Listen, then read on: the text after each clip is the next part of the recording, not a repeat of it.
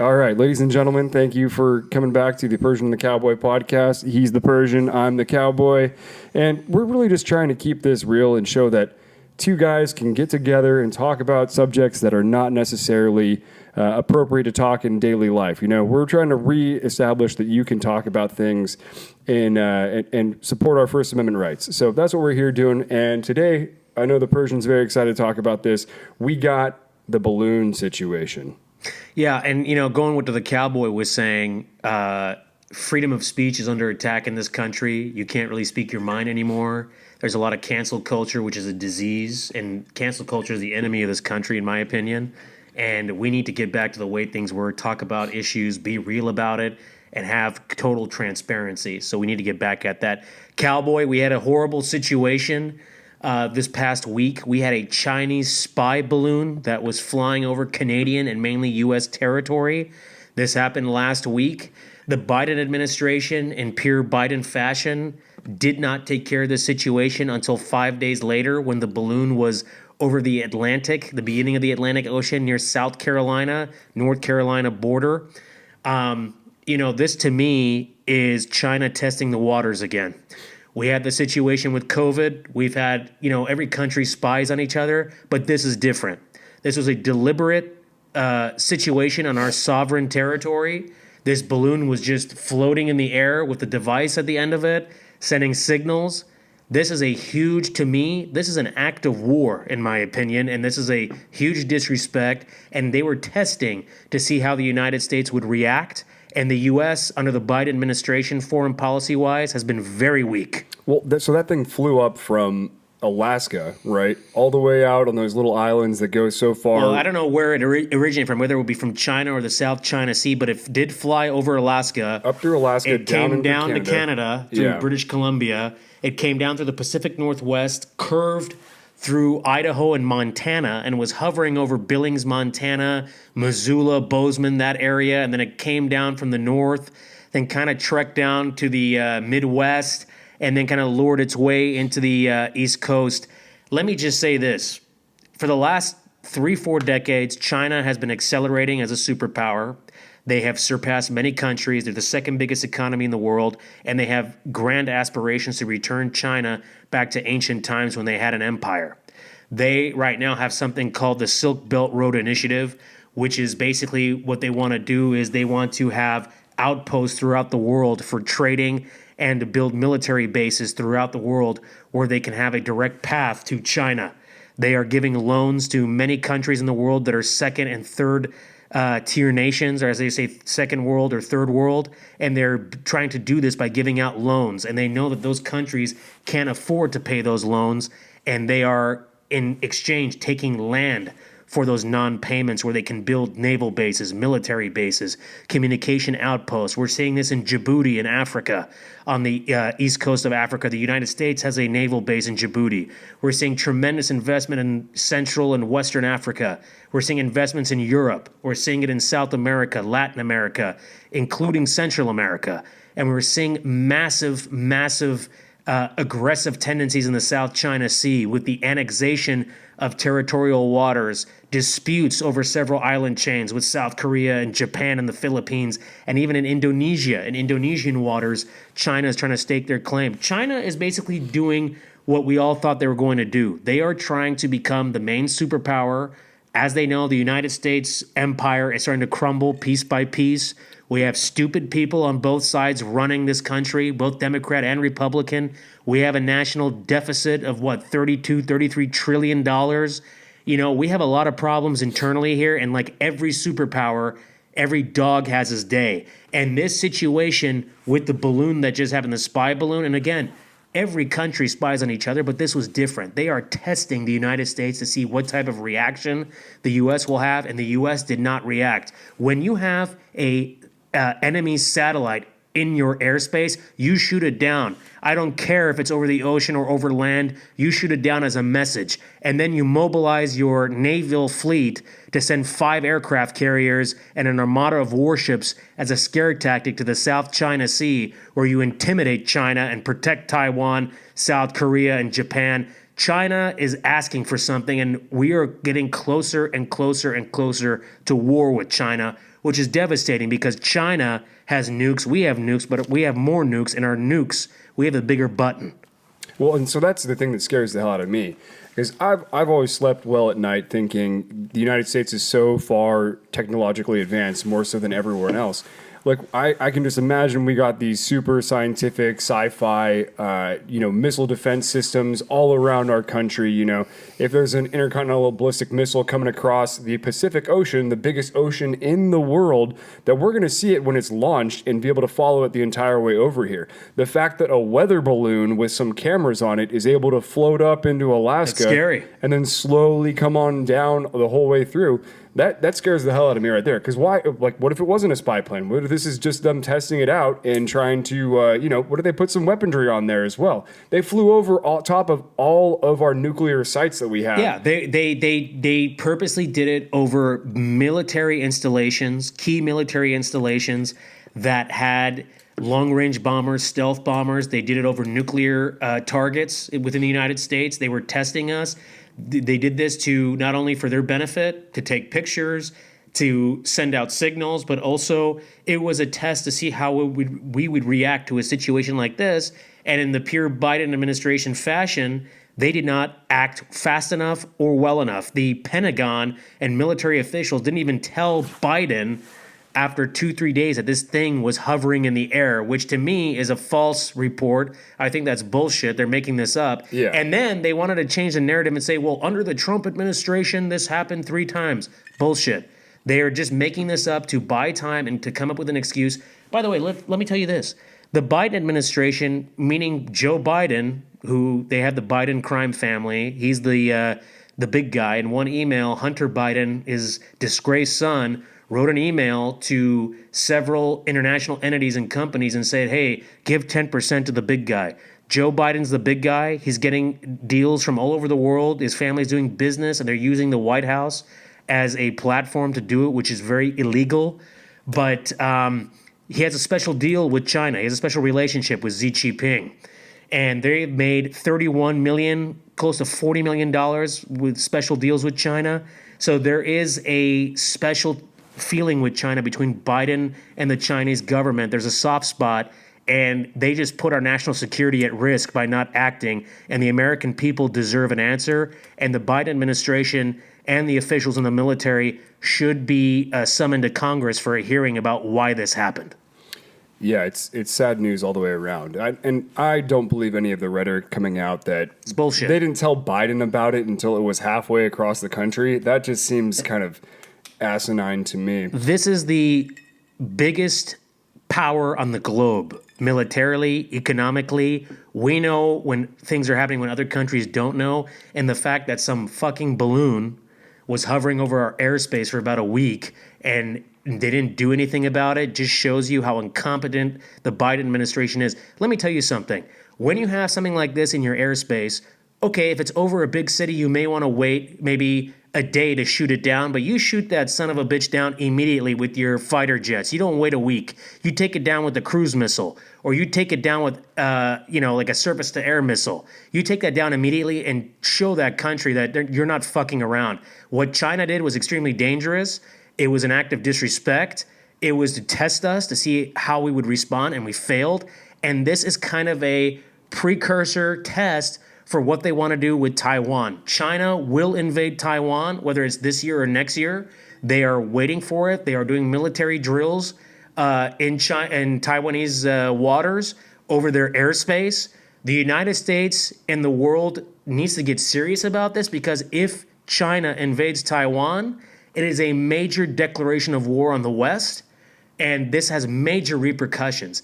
Based on this situation with the satellite, this hot air balloon with the device, calling it a satellite is a little was, generous. If I was the United States, I'd retaliate in several ways. Number one, I'm going to send more ships, aircraft carriers, destroyers, and submarines in the South China Sea and the waters around China. Number two, I'm going to place sanctions on Chinese businesses, Chinese businessmen, and key Chinese entities in the United States. Number three, I'm going to shut down Chinese student visas for them to not come in the United States. Number four, any Chinese entity that's stealing our technologies will be heavily taxed and heavily sanctions. And the other thing is, I would bring back the Trump-era tariffs on all Chinese goods. And the final point is, when we have a Republican president in the White House, they need to have a meeting with all American companies and say, we are at war with China economically and soon militarily. We must bring back all of our manufacturing to America, rebuild our manufacturing plants, retrain the American worker, and we need to start making goods in America. I want to see the red, white, and blue on that product, baby. Made in America, not made in China. Americans will pay double, triple the price for goods because it's a patriot thing and it's a pride thing. We have spread our legs open for China for 4 decades, and it must end now. They are not our friend. They are an enemy. The Chinese government, again, is not a friend of this country. They are an enemy of the United States and the Western world. They want to become the next big superpower, and they will not stop.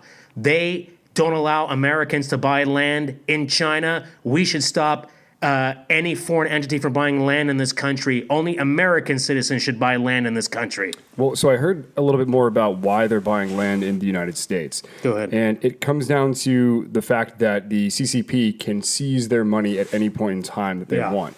And the corruption in China is so out of control that none of them feel safe having their money in China or just sitting in yuan and just letting it be, right? Right. So they need to put it in an asset that's going to retain its value. Right. And so for them, buying American land is the same thing as like us trying to buy gold. It's just something that's going to hold the value that the Chinese government cannot seize from them. So that's why they're so determined to get land over here and just let it sit. Because they don't care about the market. They don't care if they only gain 75% back of their money back if the market hits a huge crash, you know? But Well, I agree. I mean, your point is very valid, and I saw, I'm not saying that should be allowed. No. Your point is valid. Like, I understand where you're coming from and the discussion you've had with some fellow, friends of ours and colleagues, but we should put a ban on all international entities from buying land in this country. In my opinion, American citizens should be the only one buying land and real estate in this country.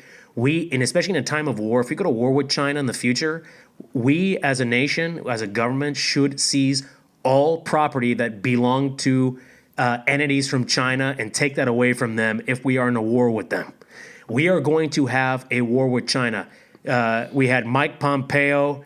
So let's stop right there. So the internment camps, you're in favor of bringing back that kind of stuff? I'm not in favor. Them up? Absolutely not. Okay. I'm not in favor of bringing internment camps. So where do we put the people that after we've seized their property that are Chinese nationals living in the United States? Well, they have to be deported back to China. Oh, okay. They have to be deported. I'm not talking about internment camps or anything like that. That's like Nazi Germany. But at the end of the day, well, it's what the United States. The United States did do that, but times have changed. We can't be doing those things anymore. We as a society have evolved. However, we as a nation, within our moral compass, if we're at war with China and Chinese nationals have property in this country, it must be seized by our government, and those folks should be deported back to the country of origin, meaning China, if they are here and they are representing Chinese entities who are investors from China. They should be deported back to China if we are in war with them. And we need to get this law passed in Congress because they are eating us alive. Canada, of all countries. In my opinion, Canada is a very weak country. They actually started implementing laws to stop this. Yeah. I mean, you look at Vancouver, it's owned by China. You go to other places like Toronto, it's owned by China. So we have a lot of problems, not just in the United States, but throughout the globe. The Europeans, same situation. In pure European fashion, they have given up many real estate properties and land to the Chinese. So China's making their stake. They are invading the world by buying real estate, by buying land and buying investments overseas. And in my opinion, it's smart. They're outwitting everybody. But as an American patriot, I have a problem with this. This is a major red flag, and we are getting closer and closer and closer to war with them. And a war with them is going to be devastating because they have nukes, we have nukes. So we on the West Coast are very vulnerable if that comes down to it. But if China attacks Taiwan and invades Taiwan, that gives us the green light to attack and make North Korea into the biggest parking lot in the world. And we show our force and retaliation that way. And North Korea has nukes too. But we have something called the Patriot Missile Defense System. We have defense systems that can take that down very can't nicely. stop a balloon that's loftily drifting over the Well, you have Pacific an administration Ocean. that is in cahoots with China. They have deals with China. So you have to question Joe Biden's leadership and his patriotism is at question. So what does the Biden family have with China that's not being discussed? And here's my warning. Here's my warning to everybody. Any politician that's doing business with foreign entities, that's taking money from adversaries especially, and is taking money from foreign lobbyists. I mean, we've seen it with China. We've seen it with Russia. We have it with Iranian lobby groups that are supported by the Iranian regime in the United States. Those politicians should be arrested for treason and be placed under house arrest. What about their families? You put their families under arrest too, because you are putting Americans at risk. You're putting our national security at risk, and you're doing. I know this is very extreme, but this is not, a time of peace. We are surrounded by enemies, and the escalation is getting worse and worse. We, as the United States, need to get serious about this. Our superpower status is at stake. If we make the wrong decisions, we're going to get fucked because we don't have many allies who can really back us up, because the Europeans, minus a couple countries, are worthless. Our biggest ally in the Middle East, Israel, is very dependable. So if we have a war in the Middle East with Iran, we have to depend on Israel for backup. So there are many politicians, and switching gears to the same kind of topic about treason, we have many politicians who basically were influenced by Iranian lobbyist groups that are tied with the Iranian government here in the United States for several decades, for 4 decades now. Under the Obama administration, NIAC, which is a huge Iranian lobby for the Iranian government in the United States, I consider them terrorists. They were in Obama's ear about Iran policy consistently. Obama was very pro-Iran's government. Iranian students and youth and innocent civilians in 2009 rose up, like they're rising up right now. They rose up in 2009. There was an opportunity for regime change then, and the Obama administration passed up on it because in true Obama style, he's a chicken shit, so he didn't want to do anything. How did Obama pass up on it, though? I mean, he didn't want to do anything. He was a pro-Ayatollah and mullah supporter. The idea would have been to give guns to the people of Iran so they can... Well, the thing is, there's a couple of things. You need to have how would we have supported them? Like, what would the there was an opportunity where they could have hooked up with liberation groups there, with people that wanted to topple the government and come up with a leader, somebody who could, be the face of the franchise of this thing, and they didn't do those things. They didn't lay down the foundation. He passed up on it. Thousands of people got slaughtered, like many people are getting slaughtered right now, and he passed up on it. And many of the reason why is because Obama was getting his knowledge and his wisdom about Iran from Iranian lobbyists who were paid by the Iranian government in the United States. Why do we have Iranian lobbyist groups who are representing a terrorist regime in Iran in the United States? They're our enemy. These people who are American citizens should have been arrested, and their citizenship should be stripped away. Yeah. And they should be placed in jail in American military camps in American soil. We are surrounded by enemies, and we are just letting this go.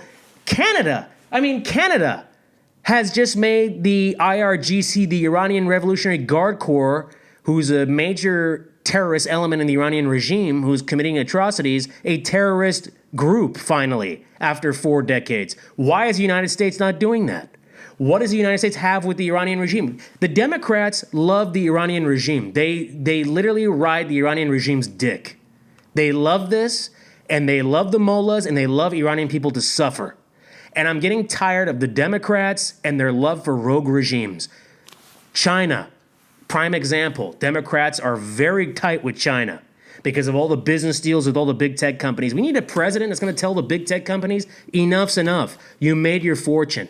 Bring back the manufacturing here to America. Make the product in America.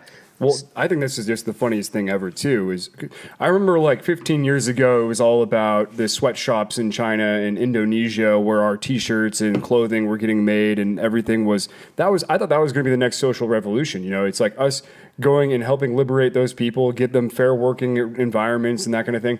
But in the last 10 years, that rhetoric has stopped. It has become quiet because people want cheap electronic goods. devices. They don't care if some child in Indonesia whose hands literally look like an 80-year-old from stitching shirts all day is dying. I mean, you have companies in China that are tied with Apple, the Apple sweatshops. You have suicide nets that literally this worker saved many lives, right? Is literally jumping to his death, but is saved by the net and tossed back on the line of assembly. You know how inhumane this is?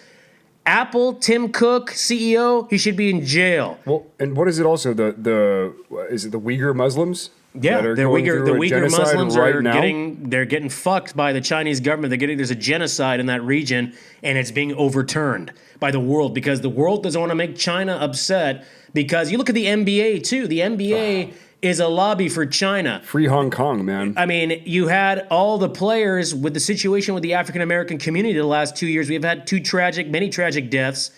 And the NBA players, mainly African American, were upset, which they should be. However, when the stuff with Hong Kong was going on, human rights, LeBron James, Steph Curry, Kyrie Irving, Kevin Durant didn't say shit about that. That's why I've lost respect for the NBA. It's a hypocrisy. It's a rigged league anyways, and it's a woke league.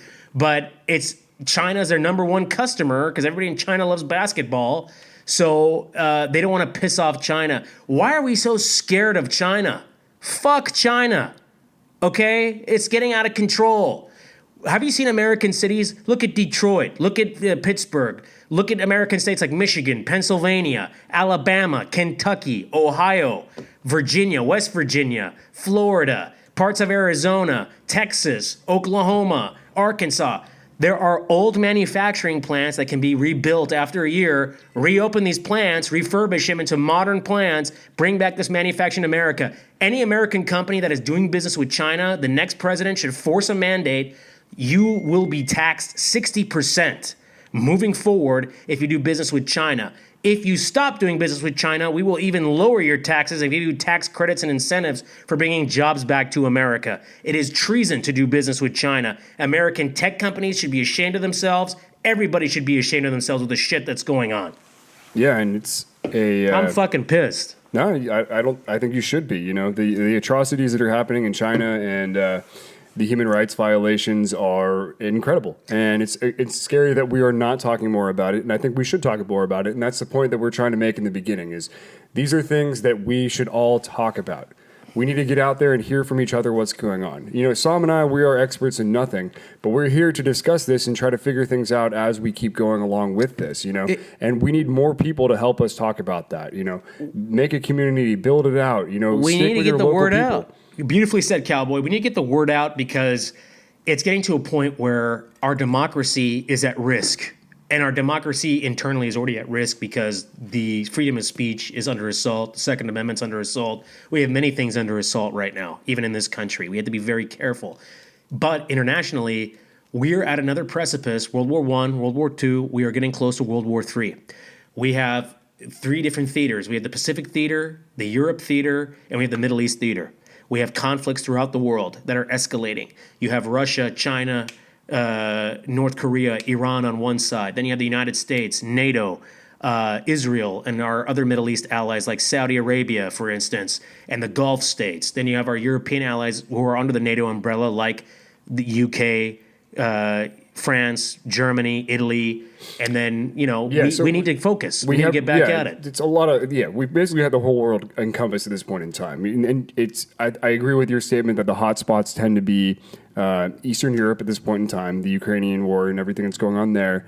The Middle East is a hot spot, and then China and the South China Sea.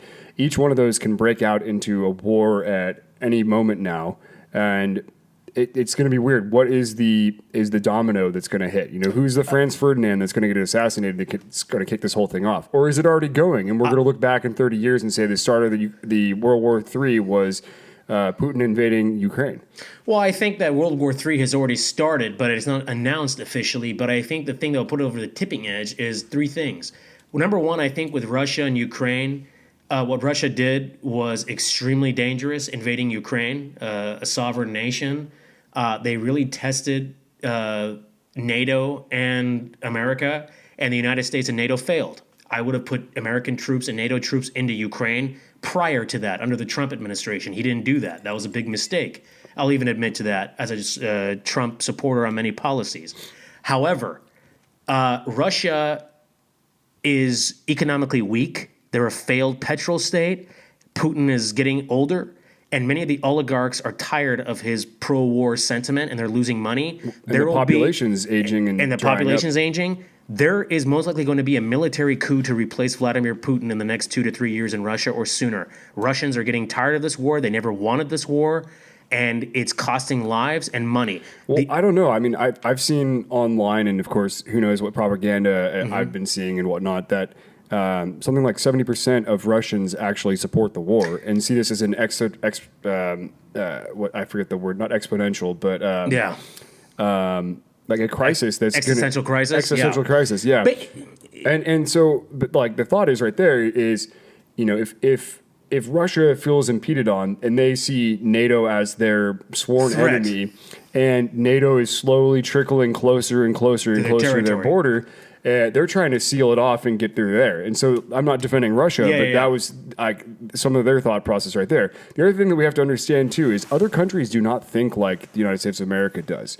You know, we are all about, you know, we want our freedoms, we want our things, our gadgets, our pleasures of the world. We're a very consumerism-based society, and that's what we want. That's what makes us happy. But we go around the world, other countries are not focused like that. No, and I think with Russia too is there's something to be said, and it's very common throughout human history that glory and pride of our nation and the greatness of our country and our people taking over, that has rang true throughout human history and has been the motivation for many, many wars too. So I think the Russian people might be getting behind that and maybe moving forward. I think at first the Russian people were behind it, but Russia's getting their ass kicked in Ukraine. They have lost tens of thousands of soldiers. And hundreds. Maybe even hundreds. Yeah. But Ukraine has been they have also a prideful nation. They are fighting hard. Every man and woman is putting their effort in different ways. Children are fighting. They do not want their country to be engulfed by Russia. They are an independent nation. They don't want the Russians to capture their land. And they have gotten a lot of help from NATO and the United States. I will give the Biden administration credit. They have been giving a lot of weaponry to the Ukrainians. However, they should have been aiding them from the get-go, okay? And then even under the Trump administration, they should have been doing more to prevent something like this, okay? But the thing is, I'm not worried about Russia as much.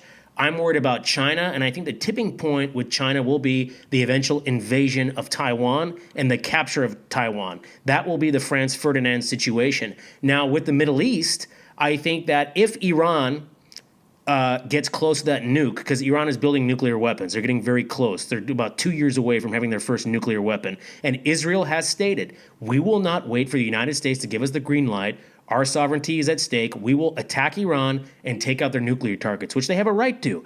If Iran was like a democracy, and if they were not a terrorist regime like their government is. Their people are great, but the government, they're fucked up. If they were a normal government and they're pursuing nuclear weapons, that's fine. Yeah. But they don't have a normal government. No. And that's a threat to the Middle East region and to us. So if Iran decides to attack another nation in the Middle East, which at this point they cannot afford to do, that's a tipping point. But the tipping point will be the eventual overthrow of the Iranian regime through military, not civilly, but through military, external military forces. The United States, NATO allies, Middle East allies, and Israel. Well, and that's something you said right there that really rang true to me, is you said Iran doesn't have a normal government. Yeah. And I think we need to check our privilege a little bit right there, because throughout our lifetime and throughout the last 100 years of human history, the normal government has been democratic republics across the world. Yeah. And that's been the gold standard that everyone's been trying to. But that is the outlier throughout human history. Yeah. The more common governments that we have around the world have always been, dictatorships, monarchies, one single leader's in charge, the authoritarian vibe that you have going on right there. Yeah. And I think if we're not careful, there's a very good chance that we all shift back to that and go back to these really powerful leaders stepping forward and taking absolute control over countries. It's a good point. But with the Middle East, because of all the tribal differences in the different regions of the Middle East, the religious differences, in the Middle East has never had a shit ton of democracies. You have to have some sort of an authoritarian figure, whether it's a general or some sort of monarch, but you want that general or monarch to be pro-West. That is going to be a friend to the West, and it's going to give basic democracies to their people. Well, wasn't that what Saddam Hussein was for a while? Well, the problem is with Saddam Hussein, let me tell you something on Saddam Hussein.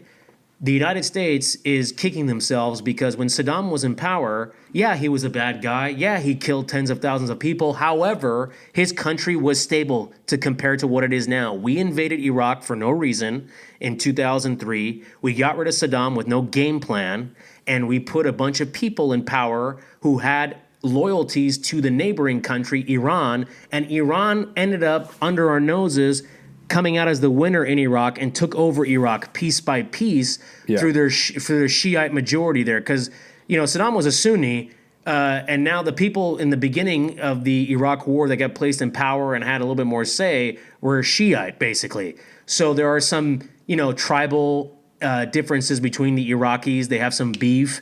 And because of our invasion in Iraq, we caused not just we destabilized the region in Iraq, but we destabilized the Middle East region pretty much because we fucked up. We did not have a good game plan. We did not have a good, government to replace Saddam with. And in the end, it fucked us because the country that we should have been worried about, the country that we should have invaded, the country that we should have toppled was the Iranian regime, not Iraq. The thing was Saddam, he was you've been saying that for the last 15 years. I have always been consistent on that. You need to have these, look at Libya, Gaddafi. Gaddafi was a sick maniac, but his country was stable. You didn't have radical Islamists running around like you have in Iraq. There was no ISIS. There was no Al-Qaeda. There was no this. These dictators killed radical Islamists. They tortured them and killed all of them, which they should. But the problem is we got rid of Gaddafi under the Arab Spring, another Obama mistake with Europe. They killed Muammar Gaddafi, overthrew him, for what? Libya is now in 3 pieces. No one even knows who's running the country. Benghazi has one government. Tripoli has one government. The South has one government. 2% of the world's oil reserves are in the hands of warlords and clerics and fucking terrorists and shit like that. That country was stable under Gaddafi. Well, and this kind of brings it back to why I think the Franz Ferdinand moment is going to be in the Middle East. I don't think it's going to be in China. I think China would be extremely stupid to invade Taiwan. I think Taiwan is they're a first world nation. They're extremely well equipped. They've been preparing this all their like lives. 3 decades. Yeah, and then they're also on an island. Yeah. And they've got that thing fortified better than the Germans had France fortified in World War II. Yeah. So I'm not too worried about that. I think China would be extremely stupid to do something like that. However, I would have thought China would be extremely stupid to send a stupid spy balloon over top of the United States. Well, I thought that was I thought that was very smart on their part because they were testing America's response to some dinky balloon, and America failed. Absolutely ridiculous. The Biden administration has made many failures in the foreign policy side, and one thing is they're very weak, like the Obama foreign policy. Obama was all about appeasement of rogue regimes, just like Biden is. And this is a big problem. You're putting American interests and American national security at risk. And that goes back to the debate of America's place in the world, isolationism versus globalism. Can't be isolationist anymore. All right. Well, I mean, we have been globalists for a long time. So, but going back to the Middle East, though, I'm concerned about Syria and the Kurds. Yeah. The Kurds overlap Syria, Iraq, and then Iran too. Turkey. Bit of Iran, so the Middle East is are we going to see Kurdistan come out of this? I actually would like. Syria, I personally would like to see Kurdistan. The Kurds are very forward-thinking people. Their women serve in their military. They have very democratic values. I think we should award the Kurds with the country. They're already ruling autonomously in Iraq and Syria. They should unite these two pieces to make a country. What about the Turkey chunk, though? Turkey will never give up a piece of their land to the Kurds. They have a lot of bad blood, and that's wise not to do that because you're going to cause another separate war. Well, because they're part of NATO, too, right? Getting close. Yeah. If not, are they part of NATO now? Turkey, or are they in the European Union? Turkey's European Union or whatever shit. I have to look at that. But I think they're a part of NATO, and they're the ones blocking Ukraine from entering or something like that. But I'm not sure. Turkey will never do that, and Turkey is a key ally for the United States because the U.S. Still, I believe, has military bases in Incirlik, so you don't want to piss that off. But the Kurds do deserve a nation because of the struggles they've had and the help that they've given to the United States, especially in Iraq. They've been a major ally, and they've taken a lot of casualties. Both men and women have died, and they're very forward-thinking people, the Kurds, and they're tough as nails. Yeah, especially their women on the battlefield. They're tough. Ooh. Yeah, they're tough. But the Middle East is like a bag of hay, and each piece of hay is labeled a different problem. You have right now in the Middle East, you have a Cold War between Iran and Saudi Arabia in the Middle East. They're fighting each other in different countries throughout the Middle East and North Africa, and they're trying to dabble in each other's businesses. Okay. Then you have the whole Israel-Palestine thing. Then you have the whole Iran situation. What is going to happen with Iran? Is Iran going to collapse? Is it going to be a semi-democratic government? Is there going to be a civil war? Then you have Syria civil war. Then you have the problem of the remnants of Al-Qaeda and ISIS and all the other groups. Then you have Afghanistan with the Taliban and ISIS-K that are there now. So there's a lot of fucking problems. The Middle East is a clusterfuck. It is literally like a bag of shit. And it's literally like there's so many problems. It could be a metropolis of business from oil, natural gas, tourism, arts, culture, but it's been trade fucked. It's always been fucked. Even like going back to Damascus, and like that was the trade hub. We were talking earlier about the Silk Road, and it came right through the Middle East, and that was the choke point between Africa, Europe, and Asia, and like that was. It's very sad. Some of the most wealthy cities that have ever existed were right there, and so I think this is what's going to happen is some conflict's going to break out, whether it's between Saudi Arabia and Iran, or if it's the Kurdish rebels or Turkey invading Syria or something along those lines is going to happen, and that's going to shut down the oil export out of that Gulf. Well, let me tell you this: if the Iranian regime, because they're the big player in the Persian Gulf, if they shut down the Strait of Hormuz, which 40%, 50% of the world's oil comes through, then you have the Third World War starting because it's going to throw the global economy into whack. Mm-hmm. And the United States, Europe, and other powers are not going to be down with that. They're going to say, fuck you. We're going to fuck you so hard militarily that you're going to be apologetic at the end of the day. That cannot happen. And if the Western world doesn't act on that, because if some little second world, third world country does that, then you're weak as a main power. You need to respond with force. The way these countries, these rogue regimes, need to be responded to is with force, not through diplomacy. Yeah, and so I mean,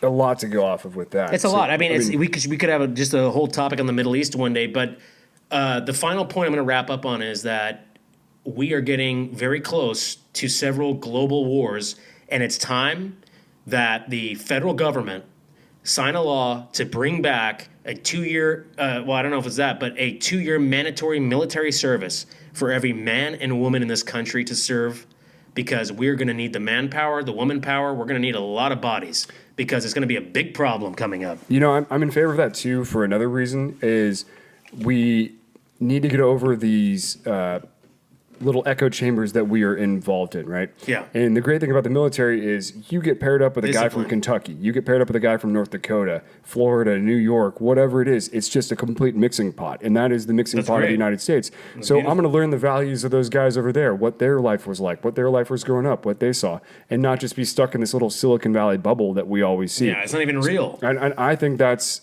why I'm in favor of that, and I think it'd be great for just the American culture and American people in general. Well, not only that, I'm totally for that, but also you're going to be disciplined as a person. You're going to learn discipline and accountability. You will also get training that you've never had before, life essential skills, life saving skills, and also it prepares you for your life. Yeah. That's something I wish that we had from high school. We would have served 2 years and then gone to college, or vice versa. You know, there should be an option after the age of 17. Maybe they can change and reform the education system in this country, which is another topic for another day. But I'm totally for that, especially in a time where we have so much conflict and uncertainty on a foreign scale. Yeah, and potentially a way out of poverty, get your college degree paid for and everything too. So. Absolutely. I'm for that. But Cowboy, ladies and gentlemen, that's all for today's episode. You have an enchanting day and stay safe and so long. Yeah, cheers, y'all.